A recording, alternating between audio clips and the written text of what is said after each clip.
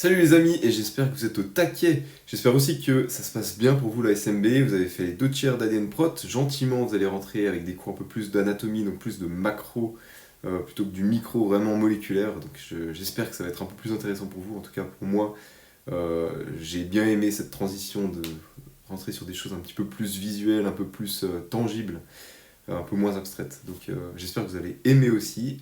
En tout cas, aujourd'hui, on se concentre sur la série 2 de physique dynamique. Puis comme la semaine dernière, on va essayer d'aller droit au but et puis d'aller simplement et ouais, vraiment rester avec les raisonnements les plus simples possibles pour vous faire gagner du temps et puis que vous perdiez le moins de temps possible à l'examen au final. Voilà, je ne prends pas plus de temps et on y va pour l'exercice 1. Alors maintenant pour l'exercice 3, donc en mai 2012, l'Australien Samuel Gross, 340e mondial, a battu le record de vitesse d'un service de tennis avec une balle enregistrée à 263 km/h. Dès que vous voyez des km/h, ça doit faire tilt dans votre tête et il faut tout de suite exprimer ça en mètres par seconde, sinon tout le reste du calcul va être faux en fait. Donc on va le faire juste après. Le temps de contact entre la raquette et la balle est de 0,04 secondes, la masse de la balle est de 58 grammes et on suppose qu'elle est initialement immobile au moment de la frappe. Là aussi, 58 grammes, ça doit vous faire tilt parce que c'est jamais en grammes, c'est en kilos qu'on exprime les choses. Autrement, vous ne trouverez pas les bonnes unités en fait. Vous ne trouverez pas le bon résultat en fait. Donc, la force moyenne déployée par le joueur lors de ce service était de, là il faut calculer, alors 263 km/h, ça nous donne 73,06 mètres par seconde. Et ça se calcule en divisant 263 par 3,6. C'est ce qu'il faut toujours faire. Parce que pour passer de km/h en mètres par seconde, on fait fois 1000 divisé par 3600. Donc c'est l'équivalent de faire, parce qu'il y a 3600 secondes dans une heure, donc c'est l'équivalent de faire divisé par 3,6, ce qui nous donne 73,06 mètres par seconde. Et ensuite, c'est 58 grammes, ça nous donne donc 58, tac, 58 grammes, ça nous donne 0,058 kg. D'accord? Ok, et donc maintenant, ce qu'il suffit de calculer, c'est la force moyenne déployée par le joueur lors de ce service. Donc en tout premier lieu, ce qu'on peut calculer, c'est l'accélération de la balle, puisqu'elle a gagné 73,06 km/h, enfin mètres par seconde, pardon, en 0,04 secondes.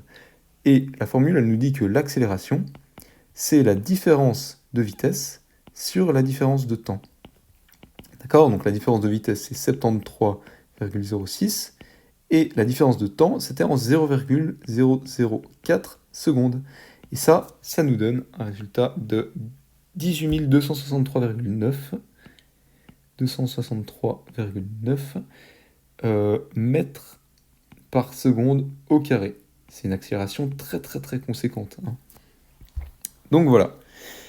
Ensuite, maintenant qu'on a l'accélération, on peut calculer la force, et avec la loi qui nous dit que F égale m fois A, m, on le connaît, c'est la masse, qui est ici, et puis F, c'est ce qu'on cherche, et A, on l'a aussi, puisque c'est ça.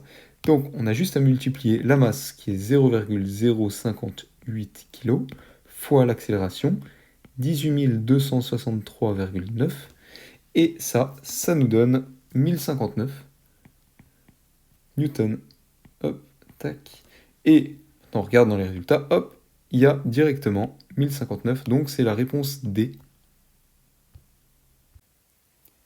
Maintenant pour l'exercice 2, donc je vous ai fait un schéma qui vaut ce qui vaut pour essayer de le résumer, mais on a un passager qui est coincé dans un train qui est décidément trop lent. Excédé, il décide de pousser sur le siège devant lui, on peut affirmer que. Donc, on a un passager qui est par exemple assis, et il se met à pousser sur le siège avant pour essayer de faire avancer le train plus vite, d'accord? Et puis, déjà, ça, est-ce que intuitivement, ça peut le faire accélérer le train? On se rend compte que non, parce que si on est dans une voiture et qu'on pousse le siège de devant nous, c'est la même situation, ça va pas faire avancer la voiture plus vite. Et pourquoi ça fait pas avancer la voiture plus vite? Parce que si on imagine que la personne est debout, elle pousse avec ses mains le siège devant lui, et puis du coup avec ses pieds, elle retient pour pas partir la personne en arrière, parce que le principe d'action et réaction, si elle pousse en avant, elle part en arrière, elle retient avec ses pieds, puis du coup, avec ses mains en avant, elle pousse, mais avec ses pieds en arrière, elle pousse dans l'autre sens. Donc, la résultante des deux forces est nulle.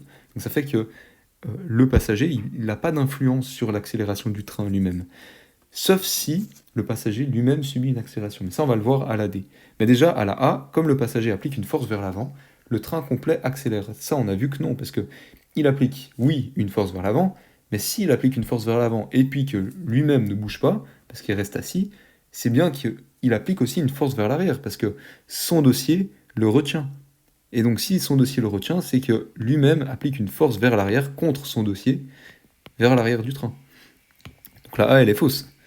Maintenant, la B. Le passager exerce sur le dossier de son propre siège une force dirigée vers l'avant. Donc ça, pour ça, il faut faire un schéma. Donc si le passager exerce une force vers l'avant sur le siège avant, eh ben, sur son siège, il exerce une force arrière pour que la résultante des deux forces soit nulle. On voit bien que s'il pousse le siège avant, eh ben, en même temps, il se met à pousser son siège arrière.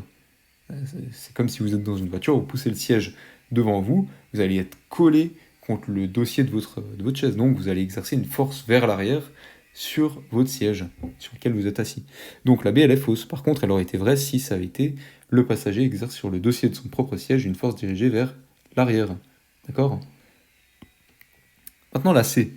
La force exercée sur le dossier de son siège est plus faible que celle exercée sur le siège devant lui. Donc, ça c'est le principe d'action-réaction. Si le passager est immobile, c'est qu'il subit une résultante des forces nulle. D'accord ? Il pratique une force de X sur le siège avant. Ça veut dire qu'il doit émettre la même force de moins X, cette fois-ci, sur le siège arrière. D'accord ? Donc, si lui il est immobile, les deux forces doivent être égales et opposées l'une à l'autre. D'accord ? Ça c'est le principe de la mêlée de rugby que Kasparian il vous a expliqué dans son cours. Donc la C aussi elle est fausse. Elles sont de même norme, les deux forces. Et la D maintenant, si le passager se lève et court vers l'arrière du train, le reste du train accélère. Et bien là, c'est différent parce que le passager lui-même subit une accélération. Donc, on se rend compte que si il se met à courir vers l'arrière du train, c'est comme s'il était par exemple sur une planche de skateboard et que d'un coup il va vers l'arrière de la planche de skateboard rapidement, bah, la planche de skateboard elle va glisser rapidement vers l'avant. On est d'accord ? Dans une autre échelle, dans le train, c'est la même chose. S'il se met à courir vers l'arrière du train, le train va avancer un petit peu plus vite vers l'avant. D'accord ? Donc, si le passager se lève et court vers l'arrière du train, le reste du train accélère, oui, parce qu'il va aller de plus en plus vite vers l'avant, donc c'est bien une accélération que le train subit. Donc, du coup, la D, elle est juste. Alors, maintenant, pour l'exercice 8, c'est un exercice qui prend un peu de temps, et à l'examen, si vous tombez sur un exercice comme ça, peut-être ne le faites pas en premier, parce que il va vous prendre plus que 3 minutes, logiquement. Ça m'étonnerait qu'on le fasse facilement en moins de 3 minutes. Voilà. Donc, on va essayer de le faire le plus vite possible et en vous expliquant les choses de la manière la plus ludique possible. Donc, on prend une araignée d'une masse de 10 grammes qui est suspendue au plafond par son fil. On propose de modéliser le fil par un ressort de raideur K égale 5 N par mètre. On peut affirmer que... Donc, on prend directement les propositions de réponse. A. Lorsque l'araignée s'accroche au fil, celui-ci s'allonge de 2 cm. Donc là, il faut calculer le x. Le x qu'on a dans les formules de système mécanique. Dans la formule de la force exercée par un ressort, on a F égale moins K fois X. D'accord ? F, on l'a, parce que F, c'est F égale M fois A, comme partout. M, on l'a, c'est 10 grammes. Et puis A, c'est pas donné dans la consigne, mais par contre, c'est sous-entendu que c'est 10 mètres par seconde au carré. Mais vous inquiétez pas, ça, à l'examen, ils sont obligés de le donner si c'est 10 ou 9,81 mètres par seconde au carré. D'accord ? Donc, là, on va prendre 10 pour simplifier. Ok, donc, avec cette formule, on a que la force, je vais vous le noter, ce sera plus simple. Donc, on a que la force qui est de 10 grammes, donc F égale 10 grammes, donc 10 grammes c'est 0,01 kg, d'accord ? Fois l'accélération qui est de 10, donc ça nous donne 0,1 newton, d'accord ? Maintenant, la force du ressort, ok, elle est égale à moins K, donc moins 5, fois X. Nous, on cherche X. On connaît F qui est égal à 0,1. Donc, ça nous donne que X, c'est égal à 0,1 divisé par moins 5. Okay, et puis, du coup, X, ça nous donne moins 0,02. D'accord ? Donc, est-ce que le ressort est-ce que l'araignée est bien descendue de 2 cm ? Oui, parce que 0,02 mètres, ça donne bien 2 cm. D'accord ? Donc, la A elle est juste. Maintenant la B. Si l'araignée oscille verticalement sur le fil, sa fréquence sera d'environ 3,6 Hz. Donc là, on a une formule toute faite pour calculer ça. C'est la fréquence angulaire d'oscillation d'une masse attachée à un ressort. Cette formule, elle nous dit que W, donc la fréquence, que je vais vous le noter, W, c'est égal à la racine carrée de K fois M. D'accord? On a que K, c'est égal à 5 sur 0,01, qui est la masse, comme on l'a dit juste avant. Ça nous donne la racine de 500, qui est plus ou moins égale à 22,36. D'accord? Ce 22,36, maintenant il faut calculer la fréquence, hein, parce que ça c'est une fréquence angulaire, mais c'est pas une fréquence au sens propre du terme. D'accord? Donc pour calculer la fréquence au sens propre du terme, il faut retourner dans les formules de cinématique et utiliser la formule qui nous dit que la fréquence, elle est égale à la fréquence angulaire divisé par 2π. D'accord? Donc ça c'est juste de la trigonométrie. Mais si vous n'êtes pas à l'aise avec la trigonométrie, il y a tout dans les formules, donc il n'y a pas forcément besoin de tout comprendre. Et ça nous dit que 22,36 divisé par 2π, pardon, ça donne 3,56, donc 3,6 si on arrondit Hertz. D'accord? Donc si l'araignée oscille verticalement sur le fil, sa fréquence sera d'environ 3,6 Hz, ça c'est vrai. Parfait, maintenant la C. Si l'araignée était 4 fois plus lourde, la période d'oscillation serait 4 fois plus longue.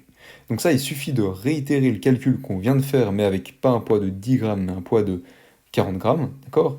Et on se rend bien compte que ce ne sera pas 3,6 Hz. On peut aussi s'en convaincre intuitivement par le fait que la fréquence angulaire d'oscillation d'une masse attachée à un ressort, elle dépend de la racine de 1 sur la masse, d'accord? Parce que la masse, elle est au dénominateur de la division, d'accord? Donc, on se rend bien compte que si l'araignée est 4 fois plus lourde, déjà la période d'oscillation, elle sera 4 fois plus longue, mais non, elle ne sera pas 4 fois plus longue, puis c'est la racine de 1 sur la masse, d'accord? Parce que, justement, c'est une racine carrée. Donc, intuitivement, juste avec les calculs et un peu de conception, on arrive à comprendre que c'est pas le cas. Maintenant, si on n'arrive pas à avoir cette intuition tout de suite, vous l'aurez au fur et à mesure de l'année, c'est sûr, mais enfin en vous entraînant, mais on peut juste refaire le calcul qu'on a fait juste plus haut, en remplaçant le 0,01 par 0,04, et on voit bien que ça ne donnera pas 4 fois 3,6 Hz. D'accord? Donc, elle est fausse. Et maintenant, pour la D, vous allez voir, elle est un peu piège. Après 0,56 secondes d'oscillation, l'araignée est revenue à sa position initiale. Donc, pour trouver ça, il faut calculer la période, parce que quand on a, donc si là on a l'axe du temps, et puis là la position de l'araignée au cours du temps, ça va faire ça, un petit peu. D'accord? Donc, entre ici et ici, ce temps-là, ça c'est le temps de la période, qu'on nomme T. D'accord? Donc ça c'est 1t, ça c'est 2t. Tac, d'accord? Et pour calculer justement cette période, donc savoir si elle revient à cette position initiale, il faut calculer quelle est la période. Et la formule de la période, c'est 1 sur f. Donc t, c'est égal à 1 sur f. Et 1 sur 3,6, ça nous donne, donc je vais effacer tout ça, ce sera plus lisible pour vous. Ça nous donne 0,27, 28 plutôt, en arrondissant. 0,28, d'accord? Et maintenant, on pourrait se dire, bah non, elle ne revient pas à sa position initiale, à t égale 0,28 secondes, d'accord? Sauf que, non, puisque elle aura fait 2 oscillations complètes. Ça, c'est une première, et ça, c'est la deuxième. Donc elle sera bien revenue à sa position initiale, en 2 périodes, comme je vous avais montré avant. Donc en 2t, c'est 1t, et le tout, ici, c'est 2t. Donc 2 fois 0,28, c'est 0,56. Donc après 0,56 secondes d'oscillation, l'araignée, elle sera revenue à sa position initiale après 2 oscillations complètes. D'accord? Donc la D, elle est juste. Donc maintenant pour l'exercice 7, une masse de 10 kg est tirée avec une force de 100 N sur une surface dont les coefficients de frottement valent 0,9 de frottement statique et 0,8 de frottement dynamique. Que vaut l'accélération du bloc? Donc déjà il faut se demander, est-ce que le bloc il est en mouvement? Donc le bloc, il y a deux forces qui agissent dessus. Il y a la force qui vaut 100 newtons, et puis il y a la force de frottement. C'est les deux forces qui peuvent faire bouger le bloc, d'accord? Mais il y a la normale qu'il faut aussi connaître pour calculer la force de frottement. Et cette normale, elle est caractérisée par ce vecteur-là, d'accord? Et cette normale, la loi, elle nous dit que elle vaut le poids de l'objet. C'est toujours la même loi, hein. F égale m fois A. Donc m, c'est 10 kg, fois A. A, c'est la pesanteur, donc la force qui agit sur l'objet comme ça. Et enfin, l'accélération qui agit sur l'objet comme ça, plutôt. Donc A, c'est, on va prendre, parce que là il ne le donne pas, mais normalement il le donne hein, à l'examen, mais on va prendre 10 mètres par seconde au carré. Donc on a que la normale, elle vaut 100 newtons, d'accord? Maintenant qu'on a la normale, on peut calculer la force de frottement statique, par exemple. Donc la force de frottement statique, elle vaut 100, donc la normale, donc ça c'est la force de frottement statique maximale, elle vaut 100 newtons fois 0,9.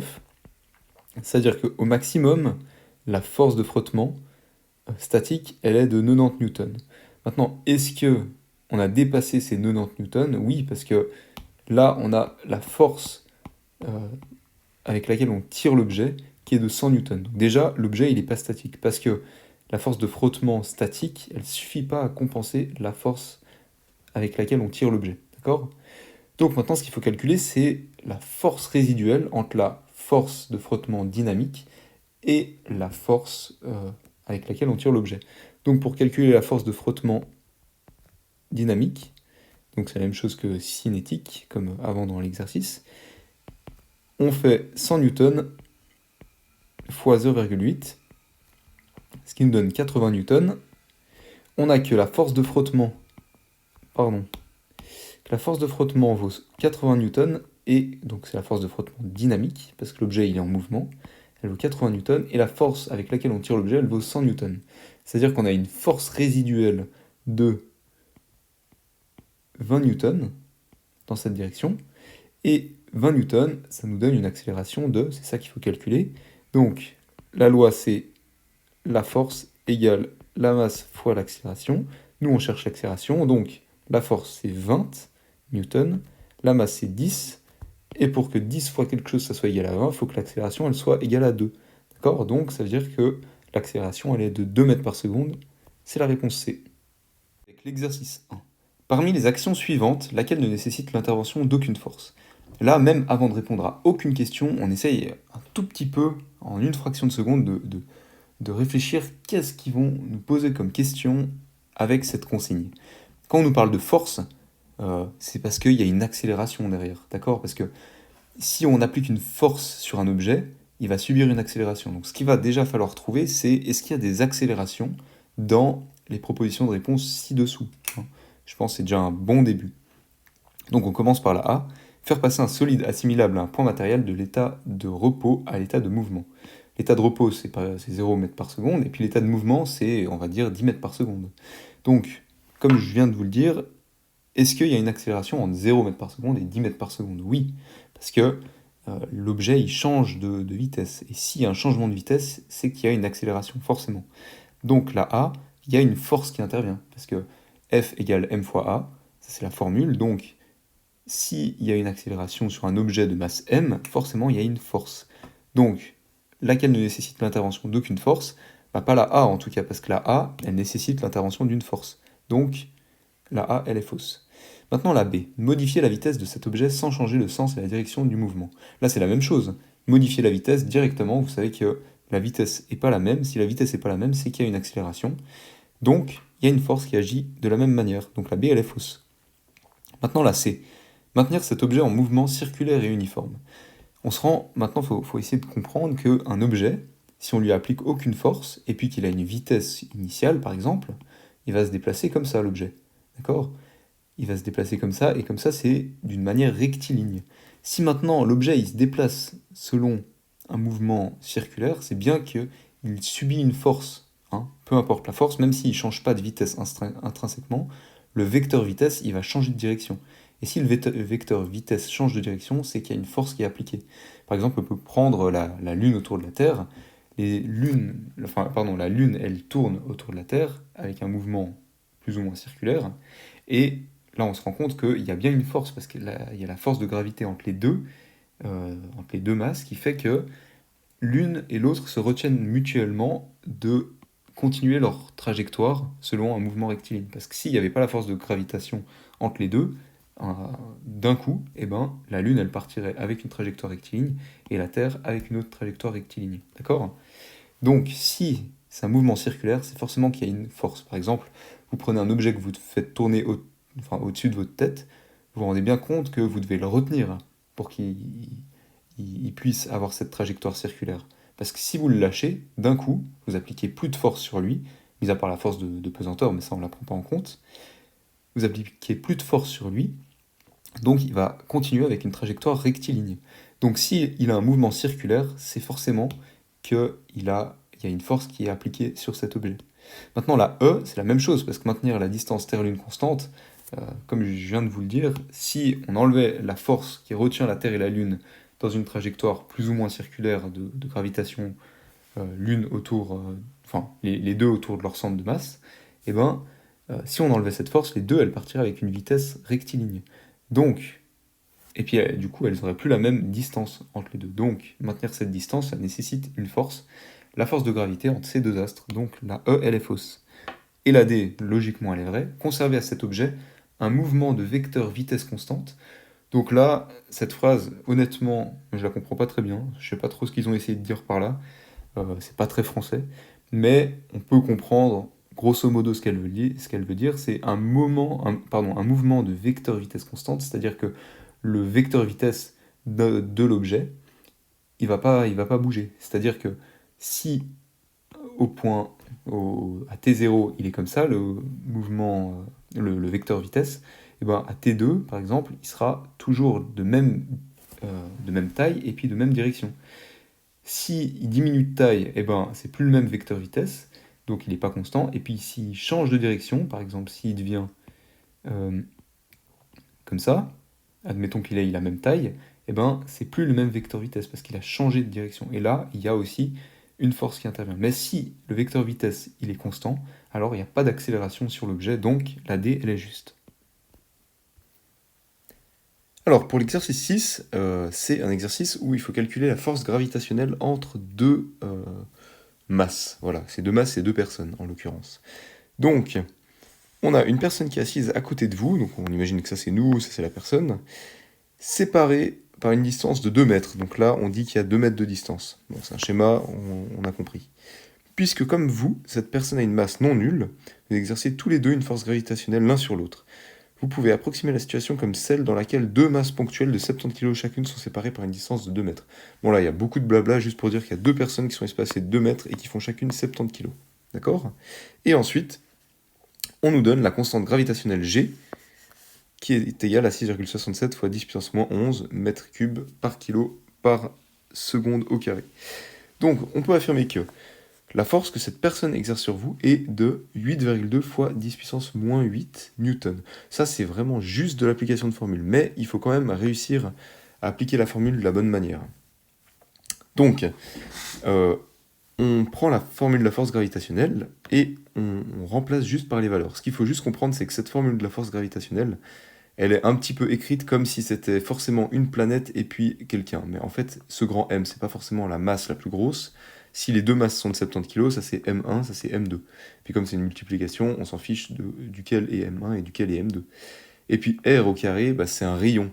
Donc c'est comme si on parlait en fait d'une personne sur une Terre. Mais ce qu'il faut bien comprendre, c'est que cette formule s'applique un peu dans toutes les situations où on veut calculer la force gravitationnelle entre deux masses, entre deux objets. Et du coup, ce rayon, c'est vraiment juste la distance qui sépare les deux objets, comme les deux centres de masse des deux objets. Le centre de masse de cet objet, bah, il est ici. Le centre de masse de la Terre, il est vraiment au centre de la Terre. Donc c'est pour ça qu'on prend le rayon. Parce que le rayon, c'est entre, si on a la Terre qui est comme ça, le centre de la Terre qui est ici, bah, ce rayon ici, c'est la distance qui sépare le centre de la Terre du centre, on approxime, parce que là ce sera ses pieds, mais du centre de masse de la personne. Donc on prend vraiment les deux centres de masse, et c'est la distance entre ces deux centres de masse qu'on prend pour le rayon. Donc une fois qu'on a compris ça, c'est vraiment simple, c'est juste de l'application de formule. Donc on a que FG, oups, c'est écrit en trop grand. On a que FG, c'est égal à grand G qu'on a, donc c'est 6,67 fois 10 puissance moins 11 fois grand M peu importe, c'est 70, fois petit m aussi, c'est 70. Et ensuite, on divise le tout par rayon carré. Puis rayon carré, qu'est-ce que c'est? C'est la distance, on a dit, entre les deux centres de masse des deux objets. Et ici, la distance, on a dit que c'est 2 mètres. Donc on met 2, et puis, il ne faut pas oublier au carré, donc 2 au carré. Puis ça, si on résout avec la calculatrice, ça nous donne 8,17 fois 10 puissance moins 8. 8,17 fois 10 puissance moins 8. Et puis ça, on voit que c'est bien égal à ça. Parce que quand on arrondit 8,17, ça donne 8,2 fois 10 puissance moins 8. Donc la A, a priori, elle est juste. Maintenant la B. La force que cette personne exerce sur vous est 0,005% de la force gravitationnelle exercée par la Terre. Bon, ça, intuitivement, on se dit que non, parce que 0,005, c'est énorme. C'est comme si on disait que la masse de la personne était 0,5, pardon, comme si on disait que la masse de la personne était 0,005% de la masse de la Terre, puisqu'on remplace cette masse par la masse de la Terre. Bon, on peut faire le calcul, hein, c'est comme si on remplaçait la masse de la Terre ici par ces 70, on les remplace par la masse de la Terre, et puis on compare le résultat. Bon, je ne vais pas vous le faire, ça prend beaucoup de temps, vous le ferez vous de votre côté, mais on voit que c'est pas du tout le cas. Donc, la B, elle est fausse. Ensuite, si vous asseyez deux fois plus près, 1 mètre de distance, la force gravitationnelle entre vous sera 2 fois plus forte. Alors ça, on voit aussi que non, puisque ici, le rayon, il est au carré. Donc si le rayon il est au carré, si on diminue par 2 la distance entre les deux, c'est-à-dire que le rayon, entre guillemets, va diminuer par 2, puis s'il diminue par 2, bah, on divise par 4 le tout, parce que si on passe de 2 puissance 2 à 1 puissance 2, on passe de 4 à 1, et du coup, on divise pas ça par 2, mais on le divise par 4. Donc, la C, elle aurait été juste si ça avait été marqué. Si vous essayez 2 fois plus près, à 1 mètre de distance, la force gravitationnelle entre vous deux sera 4 fois plus forte. Mais ça, du coup, c'est faux. Donc, la C, elle est fausse, puisqu'ils disent 2 fois et non 4 fois. Et maintenant, la D. Si vous êtes tous les deux assis immobiles sur une surface de glace horizontale avec un coefficient de frottement statique qui est très faible du coup sur la glace de 0,05, vous commencerez à glisser l'un vers l'autre à cause de la force gravitationnelle entre vous deux. Ça, s'il n'y a pas de frottement, évidemment que l'un glisse vers l'autre. Sauf que là, même si c'est sur de la glace, on a une petite force de frottement. Et puis en fait, la force est tellement petite que, on va faire le calcul juste après, mais cette force de frottement, elle est trop grande et l'objet... ok, il est attiré, mais il y a une force de frottement qui le retient et qui fait que il va pas aller rejoindre l'autre à terme. Donc, en faisant le calcul, on prend la force de frottement statique qui est égale, enfin plus petite ou égale à au coefficient de frottement statique, donc 0,05. On va le noter. Force statique, ça c'est plus petit ou égal à 0,05 fois la normale. La normale, qu'est-ce que c'est? C'est tout simplement, c'est la force en fait qui nous... On peut l'approximer comme ça, c'est la force qui nous attire un peu vers le centre de la Terre. Cette force, c'est F égale m fois A, comme on l'a toujours vu, même déjà en cinématique. Et F égale m fois A, c'est la masse de la personne, 70 kg, fois A. A, c'est quelle accélération? La normale, c'est vraiment la force qui nous pousse vers le centre de la Terre. Du coup, l'accélération, c'est petit g. C'est l'accélération de pesanteur. Puis petit g, il vaut à peu près 10. Donc si on approxime, ça fait 0,05 fois 70 fois 10. D'accord? Puisque ça nous donne la force, en fait, la force normale. D'accord? Qui s'écrit N. D'accord? Et donc tout ça, ça nous donne 0,05 fois 700. Et ça nous donne 35. D'accord? Donc on n'a que la force de frottement statique, elle sera au maximum de 35 newtons. Donc c'est-à-dire que si la force qui attire les deux objets l'un vers l'autre est plus grande que 35 newtons, alors ils vont bouger. Mais si cette force qui attire ces deux objets est plus petite que 35 newtons, alors la force de frottement statique, elle va entrer en effet, puis le frottement, il y aura trop de frottement, pour que les deux objets bougent l'un vers l'autre, d'accord?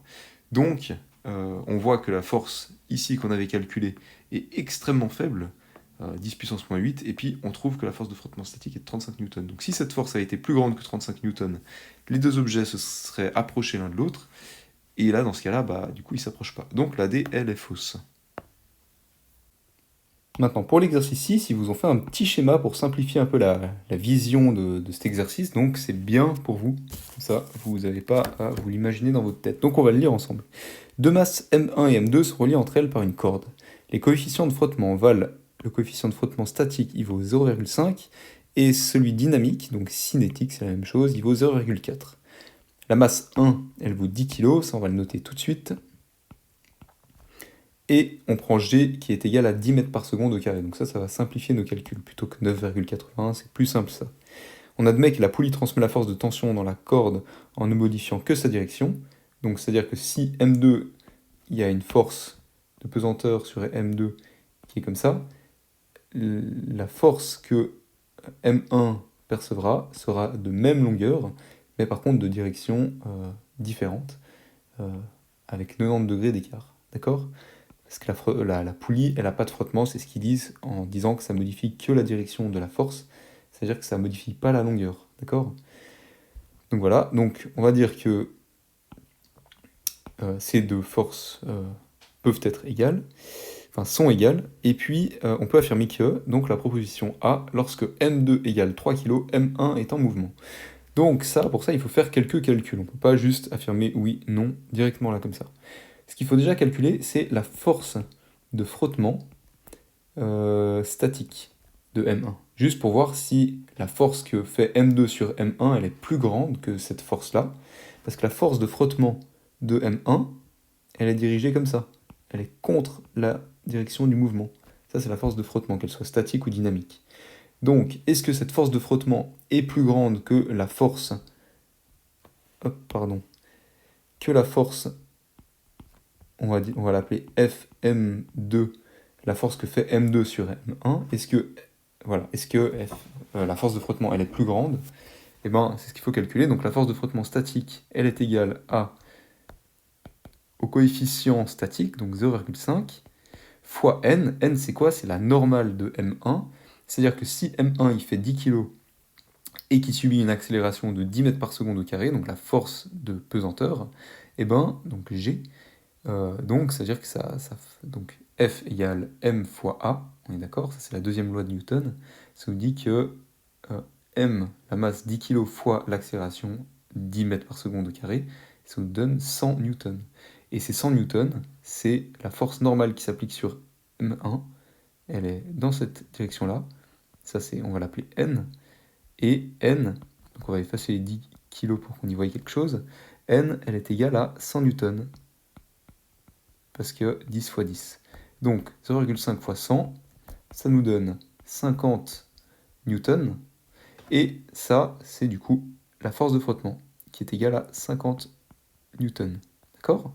Maintenant, est-ce que Fm2 est plus grande que 50 newtons, auquel cas M1 sera en mouvement, donc la A serait vraie.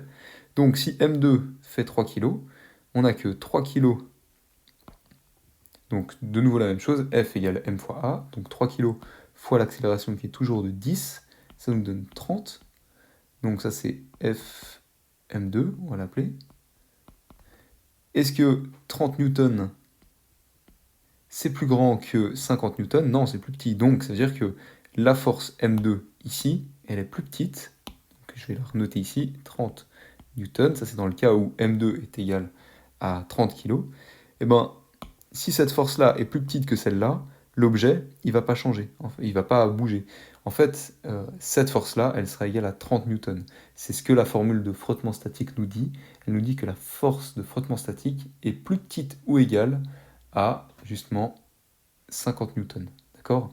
Donc, elle va égaler en tout temps celle-là. C'est-à-dire que s'il n'y a pas de force ici qui est appliquée, la force de frottement, elle sera nulle. On conçoit bien qu'un objet qui est posé sur une table, il ne subit pas de force de frottement. Maintenant, c'est si on essaye de lui appliquer une force dans un sens qu'il y a la force de frottement qui va répliquer dans l'autre sens. Voilà.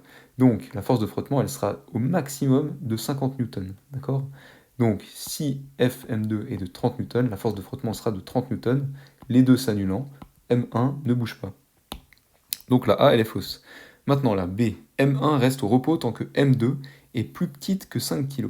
Donc maintenant, si M2 fait 5 kg, donc tout ça, ça change. Et puis, on se trouve avec 50 newtons. Voilà. Et maintenant, M1 reste au repos tant que M2 est plus petit ou égal à 5 kg. Ben, on se rend compte que si M2 dépasse les 5 kg, à ce moment-là, la force agissant sur M1, elle sera plus grande que 50 newtons. Et 50 newtons, c'est bien la force de frottement maximale statique. C'est-à-dire que au-delà de 50 newtons, l'objet va se mettre en mouvement. Voilà. Donc, M1 reste au repos tant que M2 est plus petit ou égal à 5 kg, ça c'est vrai. Donc, la B, elle est vraie. Maintenant, la C, lorsque M1 est au repos, la tension dans la corde vaut 100 newtons. Est-ce que si M1 est au repos, admettons que M2 fasse, on va dire, 1 kg, donc il y ait 10 newtons, est-ce que la force dans cette corde, elle est de 100 newtons? Bah non, parce que si on va dire que M2 fait 1 kg, et ben ça fait 1 fois 10, ça fait 10 newtons. Donc c'est-à-dire que cette force-là, elle sera de 10 newtons par exemple. Donc non, clairement pas. Et en plus, si M1 est au repos, FM2 ne peut pas être de 100 newtons. Donc la tension dans la corde ne peut pas être de 100 newtons, parce que si c'était de 100 newtons, M1 ne serait pas au repos. Il serait justement en mouvement parce que FM2 serait plus grande que la force de frottement statique. D'accord? Donc, la C, elle est fausse. Et maintenant la D, donc un vrai moins. Maintenant la D, lorsque M1 est en mouvement à vitesse constante, voilà. Donc, si, on va juste déjà regarder ça, si M1 est en mouvement à vitesse constante, c'est-à-dire qu'il subit une force autant grande dans ce sens-là que dans ce sens-là, puisqu'il ne subit pas d'accélération. D'accord? S'il est à vitesse constante, il n'y a pas d'accélération. Donc, c'est-à-dire que la force de M2, donc celle-là, elle sera égale à la force de frottement. Mais maintenant, si M1 est en mouvement, c'est plus la force de frottement statique, c'est la force de frottement dynamique, qui se calcule différemment maintenant, parce que le coefficient de frottement dynamique, donc cinétique, c'est la même chose, il vaut, donc on va le calculer, FFRD pour dynamique, c'est 0,4 fois 100, toujours. C'est toujours, on prend toujours N. Et ça nous donne 40 newtons. C'est-à-dire que si l'objet est en mouvement, la force de frottement, qui retient l'objet de son mouvement, elle sera de 40 newtons. D'accord? Donc, ça c'est la force de frottement statique ici. Si l'objet bouge, ce sera 40 newtons qui ira dans ce sens-là. D'accord? Donc, lorsque M1 est en mouvement à vitesse constante, la tension dans la corde vaut 40 newtons. Oui, parce que s'il est à vitesse constante, c'est-à-dire que Fm2 est égal à la force de frottement dynamique, parce qu'il est en mouvement. Donc, si Fm2 est égal à la force de frottement dynamique, 40 newtons, c'est bien que la tension dans la corde, elle sera de 40 newtons. D'accord? Donc, on devine que si il n'y a pas d'accélération sur M1, mais qu'il a bien une vitesse, et ben, l'objet fait 4 kg, puisque 4 fois 10, 40 newtons. D'accord? Donc la D, elle est juste.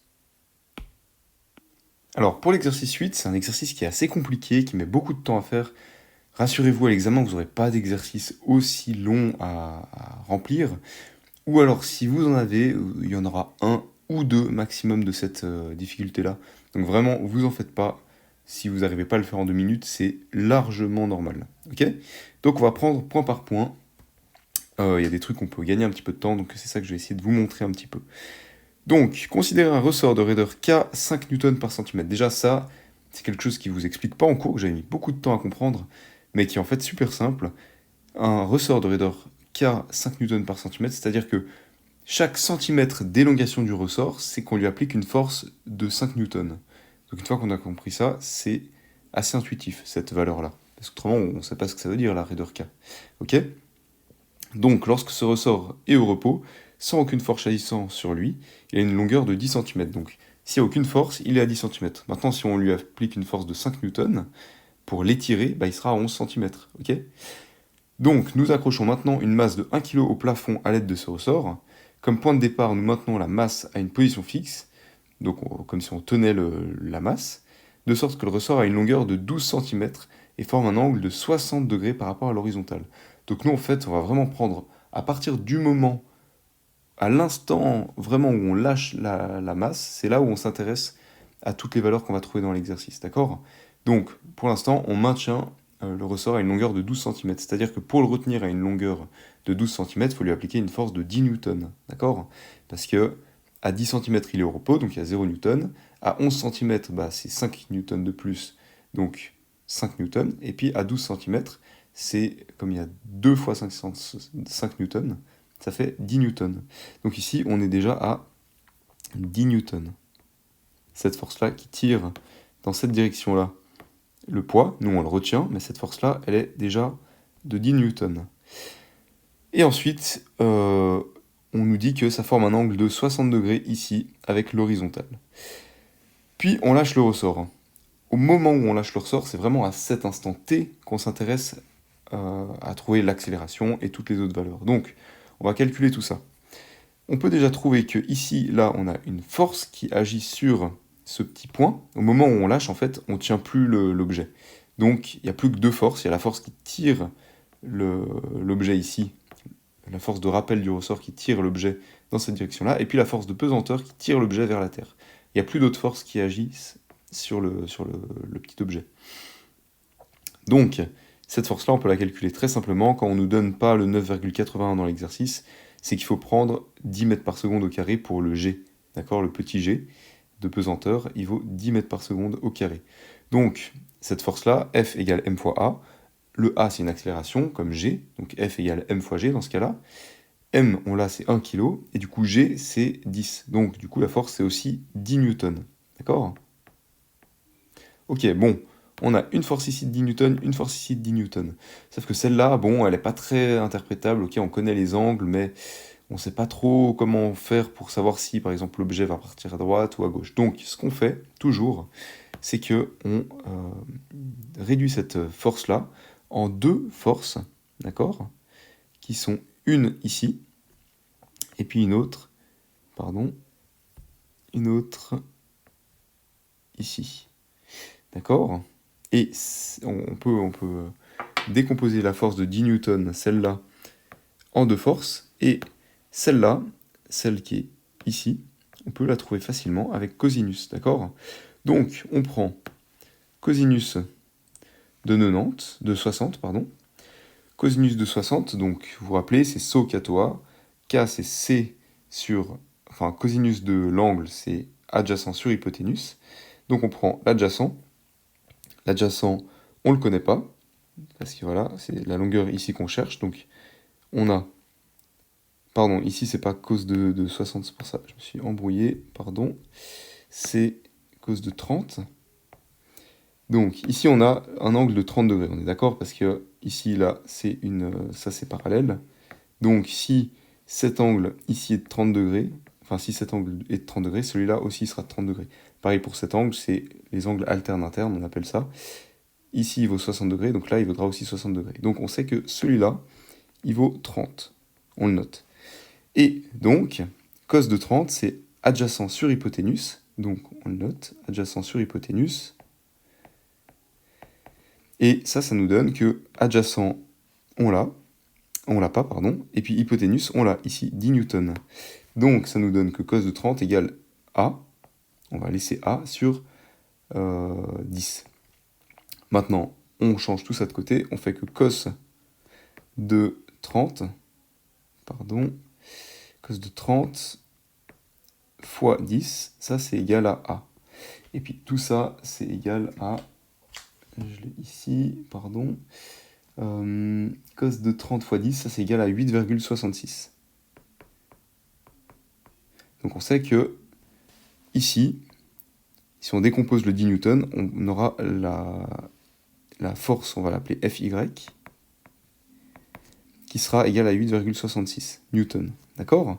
Et maintenant on veut trouver Fx, on va le noter, Fx, point d'interrogation.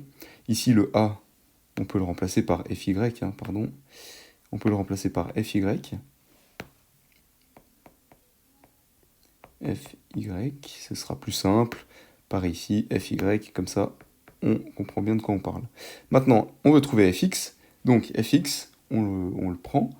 Et c'est cos de 60. Parce que ici on a 60 degrés, on est d'accord. Et puis cos, c'est toujours adjacent sur hypoténuse. Donc adjacent sur hypoténuse, adjacent, on l'a pas. Et puis hypoténuse, on l'a toujours, donc c'est toujours 10. Donc cos de 60, c'est égal à fx sur hypoténuse, d'accord. Puis hypoténuse, il vaut toujours 10, d'accord. Donc tout ça, on le réduit, ça fait cos de 60 fois 10. Ça nous donne fx. Et puis, en résolvant avec la calculatrice, on trouve que ça vaut 5 newtons. D'accord? Donc ici, fx égale 5 newtons. Voilà. Bon, maintenant qu'on a réduit tout ça, donc cette force-là, ici, on l'a réduite en deux autres. D'accord? Et maintenant qu'on a ça, on a toutes les forces qui agissent sur le ressort, mais de manière orthonormée. Sauf qu'on voit bien que là, il y a deux forces qui s'annulent, Fy, et puis cette force ici, elle s'annule tant si bien que on arrive que cette force-là, elle vaut, si on additionne celle-là et celle-là, elle vaut 1,33. Bon, alors ok, on le note, on supprime celle-là, tac, tac, tac. 1,33. Parfait. Donc ça peut vous paraître un peu bizarre de faire tout un cheminement de transformation de force et tout, mais c'est en fait ça qui va pouvoir répondre à l'exercice facilement, d'accord, et intuitivement. Donc, la masse ira vers la droite, là on a les deux forces qui agissent sur l'objet, on a une force ici et une force ici. Bon, bah là l'objet il ira vers la droite, parce que celle-là, ok, ça le pousse vers le bas, mais celle-là, ça le pousse vers la droite. Donc, il ira bien vers la droite. Donc, la A, elle est vraie.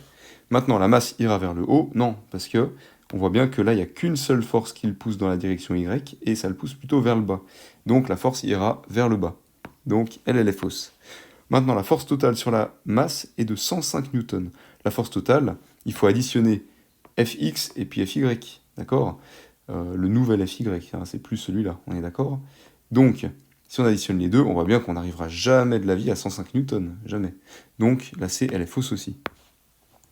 Et puis, parce que si on additionne les deux, c'est comme si on faisait un vecteur à peu près ici, en faisant tac tac tac des petits pointillés, et puis on voit bien que si ça c'est 5 newtons, et puis ça c'est 1,33, au pire des pires, on arrivera vers quelque chose peut-être comme 6, et encore, et ce sera jamais 105. Donc ça, on peut le répondre juste de tête, ça fait vraiment gagner du temps à l'examen, plutôt que tout commencer à recalculer.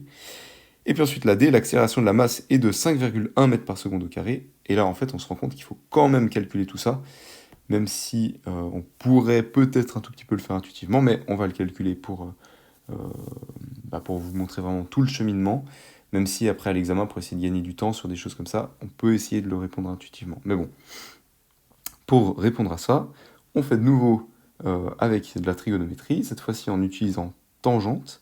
Donc, tangente de x, on va dire que x c'est cet angle ici. Voilà, on prend cet angle-là, ici, je ne sais pas si vous avez vu, cet angle ici. Donc tangente de x, c'est l'angle que je viens de vous montrer. Tangente, c'est TOA, donc c'est opposé sur adjacent. On va le noter sur adjacent. D'accord? Opposé sur adjacent, c'est comme si on disait opposé, c'est celui-là, et puis adjacent, c'est celui-là. Donc du coup, c'est FY, 1,33, sur 5. Donc on a 1,33 sur 5. Puis ça, du coup, pour résoudre, pour trouver x, c'est très simple. On fait tangente moins 1 de 1,33. En fait, on passe tout de l'autre côté sur 5. Et ça nous donne x, hein, l'angle qu'on cherche, ici. Ça, en faisant ça, on trouve que x est égal à 14,89. Donc, on va le noter. Et puis, du coup, si cet angle-là vaut 14,89, on peut trouver facilement cette longueur-là qui nous intéresse pour trouver l'accélération, parce qu'une fois qu'on a cette longueur-là qui est une force, comme on a le poids de l'objet qui est de 1 kg, c'est très facile de trouver l'accélération associée. Donc, on peut faire cosinus de 14,89. Cosinus, c'est SO-K, c'est adjacent sur hypoténuse. Donc, on va le noter, adjacent sur hypoténuse. Adjacent, il est ici. Hypoténuse, c'est celui qu'on cherche. Donc, adjacent, on l'a. On peut mettre que adjacent, c'est égal à 5 sur hypoténuse. Et maintenant, on résout tout ça. Et on trouve que l'hypoténuse, ici, il vaut 5,17 newtons, d'accord? Parce qu'on passe, bon, je vais vous le faire, on fait H égale 5 sur cos de 14,89, voilà. Et ça, on trouve que H est égal à 5,17 newtons. Voilà, bon, les calculs étaient très longs. Il y a peut-être des petits arrondis, des petites choses que les profs ont fait dans leurs calculs et tout, mais quand on tombe sur un résultat qui est si semblable, il faut dire vrai, parce que s'ils voulaient vous faire répondre faux à cette question, bah, ils auraient dit quelque chose comme 7, quelque chose, ou comme 2,3. Mais 5,1, c'est vraiment trop proche de 5,17. Donc, parce que si on arrondit, ça, théoriquement, c'est 5,2, mais c'est quand même très très proche. Donc, la D, il faut répondre vrai. Au fur et à mesure de faire des exercices, vous allez comprendre à quel moment vous répondez vrai, à quel moment vous répondez faux. Mais c'est assez facile de comprendre parce que si vous sentez que le prof, en faisant certains autres calculs, autres arrondis, il aurait pu tomber vraisemblablement sur cette réponse-là, bah, il faut répondre vrai.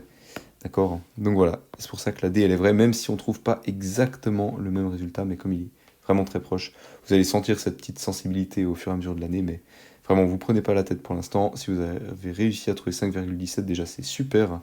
Et puis voilà. Donc, un exercice comme ça, là, je vous ai tout expliqué, ça prend vraiment du temps. En réalité, c'est beaucoup plus court que ça, donc un petit peu plus court, hein. Je pense que si vous le faites, vous, de votre côté, ça doit prendre 4-5 minutes, mais ça se fait pas du tout en 2 minutes, un exercice comme ça, même si vous êtes entraîné.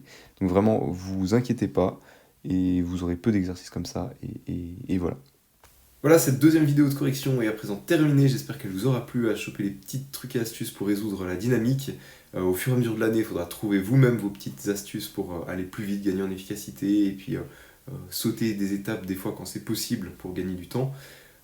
Au fur et à mesure de faire plein de séries d'exercices, vous allez choper le truc. Donc vraiment faites un maximum de séries. Ils essayent un petit peu de répéter les séries tous les 2 ans. Donc par exemple la série de 2024 est assez similaire à celle de 2022, celle de 2023 est très similaire à celle de 2021. Donc faites peut-être 2021, 2022, 2023, 2024, comme ça vous aurez un champ assez grand. Euh, voilà. Et puis elles sont encore bien à jour les séries jusqu'à 2021. Donc vraiment aucun souci de ce côté-là, mais faites un maximum de séries, ça va vous permettre de prendre l'habitude de répondre à tous ces QCM d'une manière simple et rapide. Voilà, j'espère que je vous ai un petit peu aidé, c'est mon but, hein, vraiment, si je peux aider un petit peu certains d'entre vous à pas lâcher la physique, c'est tellement important, donc moi ça me tient à cœur, donc voilà. Courage, vraiment, lâchez pas la physique, et puis lâchez pas le reste aussi. Mais la physique c'est le plus simple à lâcher, donc vraiment lâchez le pas, et puis courage, on se retrouve la semaine prochaine pour la série 3, la dernière vidéo que je vous fais de correction.